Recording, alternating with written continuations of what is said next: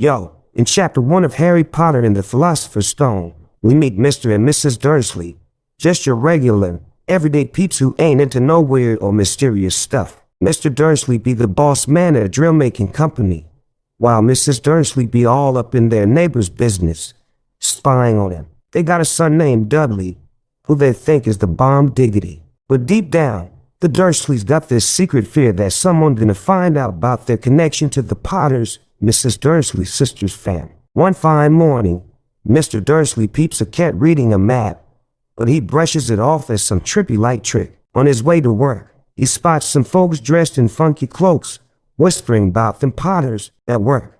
Mr. Dursley can't get his mind off all the weirdness going down, like I was flying in broad daylight and shooting stars. He thinks about calling home to check on the Potters, but changes his mind. After work, Mr. Dursley accidentally bumps into this tall, old dude named Albus Dumbledore, who spills the beans about Voldemort, this wicked wizard who vanished. Mr. Dursley is all confused and worried about the Potters. When he gets back home, he sees that same cat chilling on his garden wall. Inside, he tries to bring up the Potters with his wife, but she gets all worked up and brushes it off. Later that night, Mr. Dursley peeps Dumbledore and this other professor, Minerva McGonagall, talking about the Potters' fate. Turns out, Voldemort tried to off their son, Harry, but failed. Dumbledore decides to leave Harry with the Dursleys cause they're the only family he got left. Professor McGonagall ain't so sure, but Dumbledore insists it's for the best.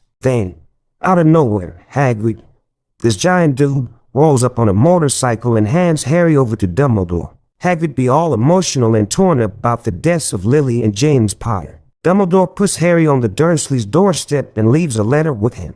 Hagrid bounces on his motorcycle, and Dumbledore and Professor McGonagall go their separate ways. Dumbledore uses this magical gadget called the Put-Outer to bring back the street lamps and disappears. The chapter ends with Harry snoozing, clueless about his special status as the boy who lived. Turns out, folks all over the country be celebrating Harry's survival and his future fame.